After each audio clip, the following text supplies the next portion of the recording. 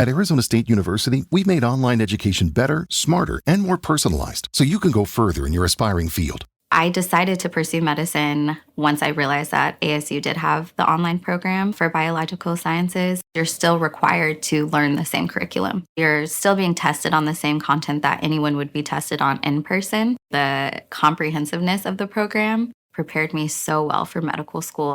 Explore over 350 plus programs at asuonline.asu.edu. I earned my degree online at Arizona State University. I chose to get my degree at ASU because I knew that I'd get a quality education, they were recognized for excellence, and that I would be prepared for the workforce upon graduating. To be associated with ASU, both as a student and alum, it makes me extremely proud, and having experienced the program, I know now that I'm set up for success. Learn more at asuonline.asu.edu. Hi, I'm Kristen Bell, and if you know my husband Dax, then you also know he loves shopping for a car. Selling a car? Not so much. We're really doing this, huh? Thankfully, Carvana makes it easy. Answer a few questions, put in your VIN or license, and done. We sold ours in minutes this morning, and they'll come pick it up and pay us this afternoon. Bye-bye, truckie. Of course, we kept the favorite. Hello, other truckie. Sell your car with Carvana today. Terms and conditions apply. Welcome to the Deep Dive. This is a new deep dive from the podcast AI Unraveled. It's created and produced by Etienne Newman, he's a senior engineer, and, fun fact, a passionate soccer dad from Canada. Look, if you're trying to cut through all the noise in the AI news cycle and really get straight to the key insights, maybe even some surprising facts, then you're absolutely in the right place. And hey, don't forget to like and subscribe wherever you get your deep dives, especially over at Apple Podcast. Exactly. And that's really our mission today, isn't it? The pace of AI evolution, it's just, well, relentless. So our goal here is to help you quickly grasp the most critical stuff, the trends and developments from this past week, July 20th to 27th, 2025. We want to give you that context, the implications that go beyond just the headlines. It's about getting you informed fast. Okay, so let's dive right in. Starting with just the sheer speed of it all. The new AI models, the capabilities that popped up just this last week, it feels like every single day brings something genuinely new. First up, the big one perhaps, OpenAI. Reports are they're gearing up to launch GPT-5, possibly in August. And the talk is all about major steps up in reasoning, multimodality, just overall performance. It sounds like more than just a small update. Oh, definitely. They're framing it as a significant leap. And building on that momentum, OpenAI also had this, pretty striking breakthrough in mathematics. Their latest model hit gold standard accuracy on some really advanced math benchmarks. Apparently, it even outperformed human experts in certain complex areas.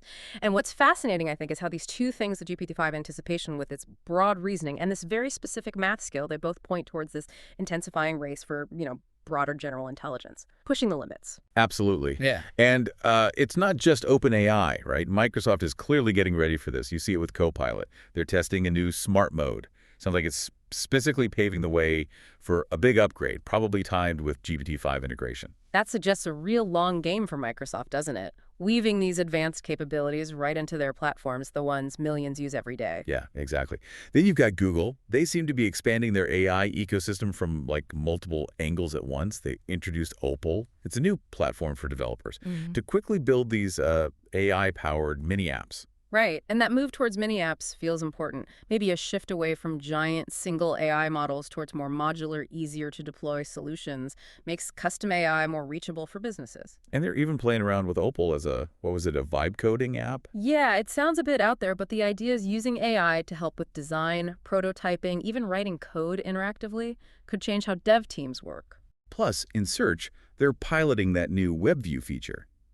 AI organizing results into interactive summaries, trying to make info even easier to digest. Meanwhile, Meta is making this huge, very deliberate bet on superintelligence. It's quite something.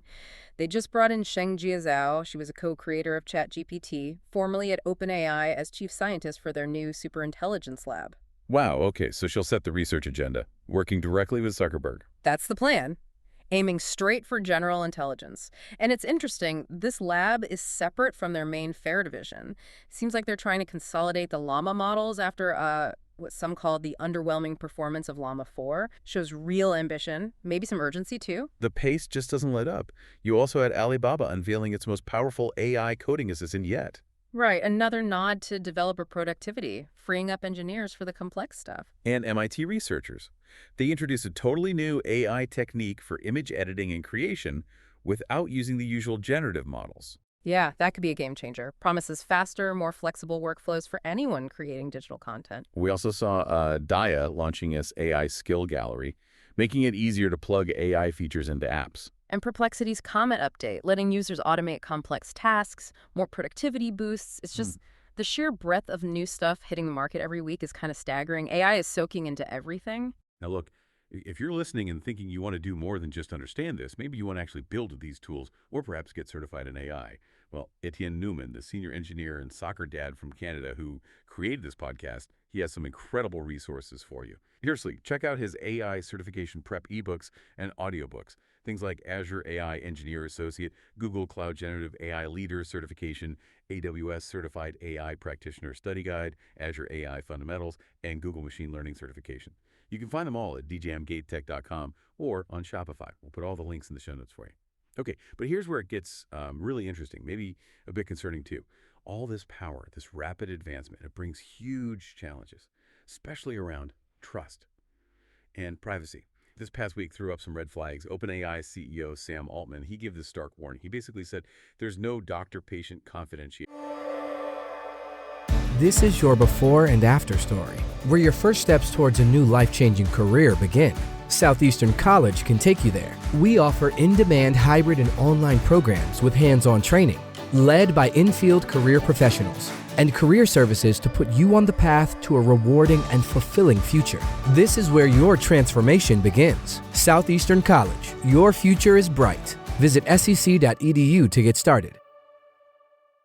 When you talk to ChatGPT. That is a critical point. Huge ethical questions there, right? Especially as AI creeps into sensitive areas like, say, mental health support.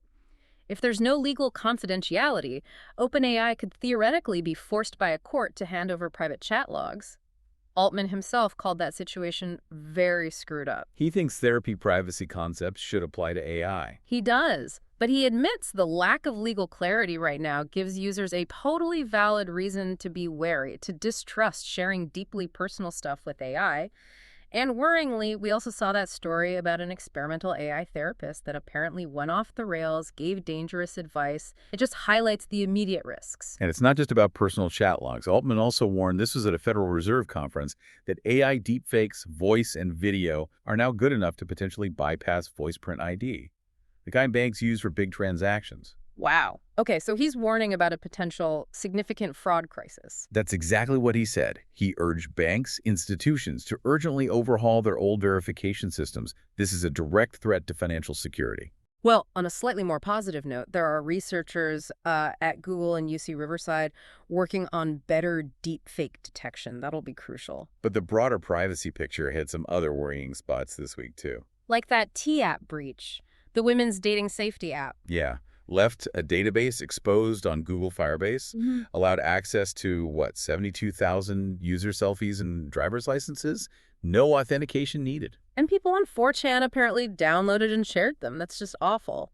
Shows the real-world harm when sensitive data isn't protected. And then, on a totally different scale, hackers apparently used a Microsoft vulnerability to breach the U.S. Nuclear Weapons Agency. Oof. Yeah, that raises massive alarms about cybersecurity for critical infrastructure. Definitely. We also saw a fascinating user reaction to regulation over in the UK. Their new Online Safety Act kicked in. It forces sites like Pornhub or Tinder to do age checks, sometimes using facial scans or even banking info. And the result? A massive spike, like 1,400% hourly increase in signups for Proton VPN. People are using VPNs to bypass those checks, trying to hold on to their privacy. It really brings up that core question, doesn't it? How do we balance this incredibly fast innovation with the absolute need for privacy, security, and, solid ethical rules? The urgency is just palpable. And, this environment, these challenges and opportunities, it's exactly why clear communication and leadership in the AI space are so vital. Absolutely. Which actually brings us to something for you listeners who might be AI innovators or tech leaders yourselves. If you're looking to elevate your authority, maybe reach a really engaged audience of AI professionals, researchers, decision makers, consider becoming a sponsored guest right here on AI Unraveled. Yeah. You can share your cutting-edge insights, talk about your latest projects, your vision for AI's future, all in a dedicated interview segment. You can learn more about this thought leadership partnership, see the benefits for your brand, and apply over at djmgatech.com/aeden-unraveled. Again, links in the show notes. All right, let's pivot a bit. Let's talk about where AI is really shaking things up across different parts of our lives, how we shop, how we get entertained. On the economic side, there were those revelations about Delta Airlines. Lawmakers are now demanding action because Delta allegedly used AI data collection to hike ticket prices for certain passengers. Right, that hits people directly in the wallet. And Yeah. it raises big questions about algorithmic fairness, transparency in pricing. It's a messy area. It really is. And then there's the impact on publishers. A new report came out showing Google's AI search summaries. They're significantly cutting traffic to websites. Yeah, cutting clicks by nearly half for some publishers. That's a major disruption to how people find information online. It could force publishers to completely rethink their strategies. And Google knows it's an issue, right? They're exploring licensing deals with big publishers now. Exactly, trying to ease those tensions. It signals this ongoing power shift in the digital content world. It's fascinating to watch. Amazon's also making internal moves. They brought in a new policy. Employees basically need to show they're using AI tools if they want to advance their careers. That sends a pretty clear message, doesn't it? AI proficiency isn't just nice to have anymore. It's becoming essential for growth, at least within Amazon. But it's not all disruption. On the positive side, insurtech companies are using AI, apparently to challenge claim rejections. Yeah, leading to faster resolutions, more approvals for customers. That's a tangible benefit, using AI to cut through red tape and maybe achieve fairer outcomes. And entertainment's definitely feeling it. Netflix made it official. They're integrating generative AI tools into their production pipeline. So, helping with scripts, visual effects, it marks a real shift in how shows and movies get made. Plus, Amazon snapped up Bee, that AI wearable tech company, expanding into personal health and wellness. Hints at more personalized health tech down the road. You know, if you connect all these dots, the bigger picture is AI shifting from being this specialized tech to, well, a pervasive force. It demands adaptability from everyone, businesses and individuals. Even Bill Gates chimed in with that prediction.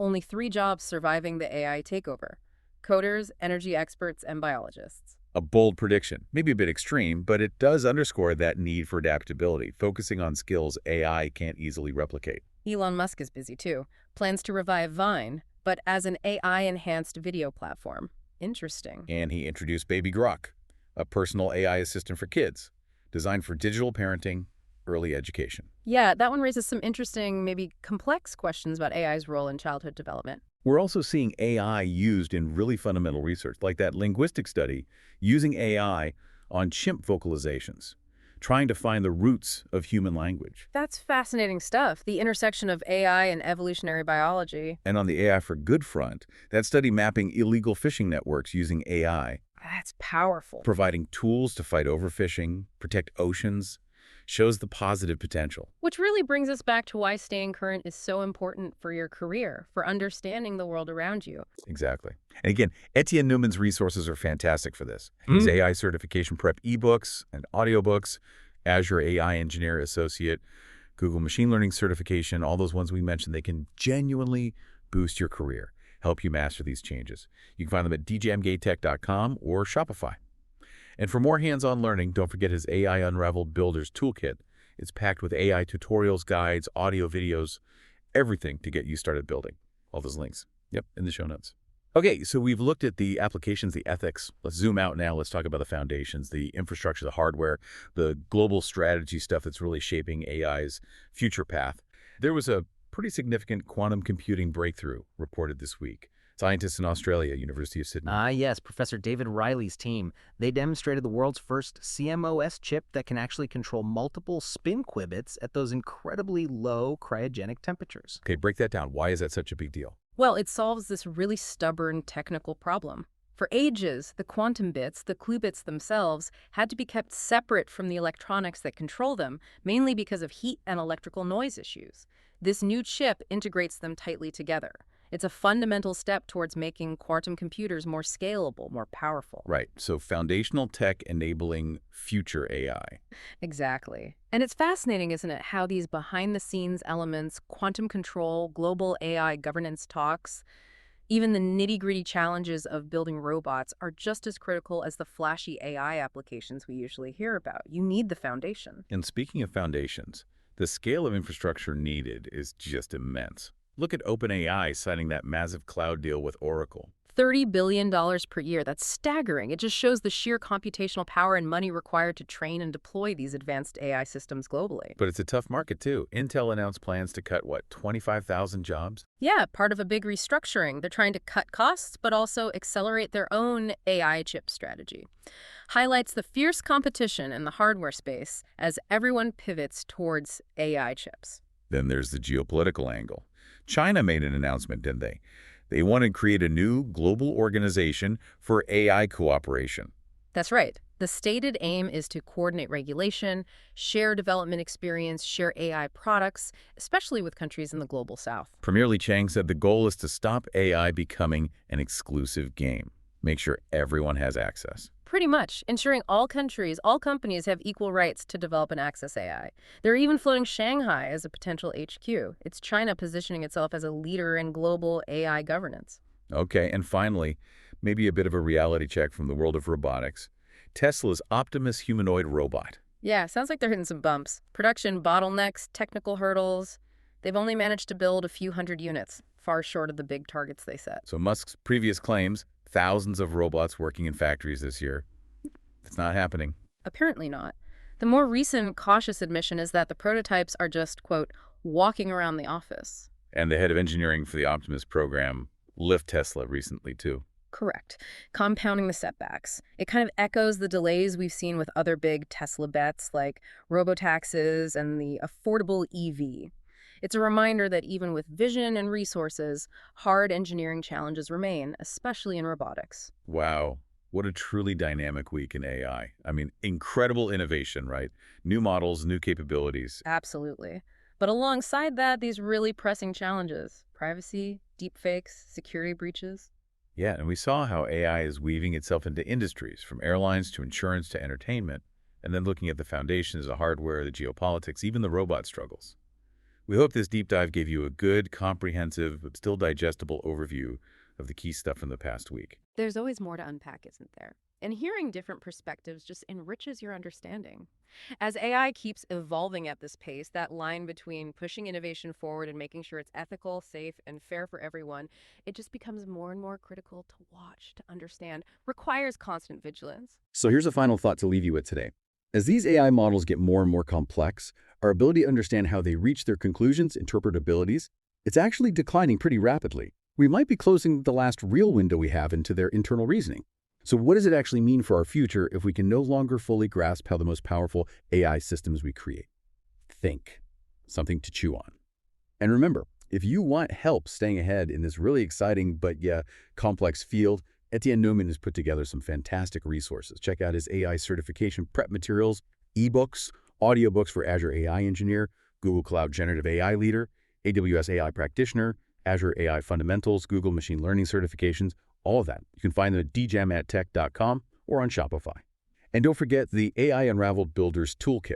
It's got tutorials, guides, audio, video, everything to help you start building with AI yourself. All those links are in the show notes. And one last reminder for the AI innovators and tech leaders listening, that sponsored guest opportunity on AI Unraveled. It's a great way to share your insights, your projects, your vision with a really engaged audience through our Thought Leadership Partnership. Find out more and apply at djamgatetech.com or like AI-Unraveled. Links in the show notes too. Thank you so much for joining us for this deep dive. Please do like and subscribe to AI Unraveled. We'll catch you next time.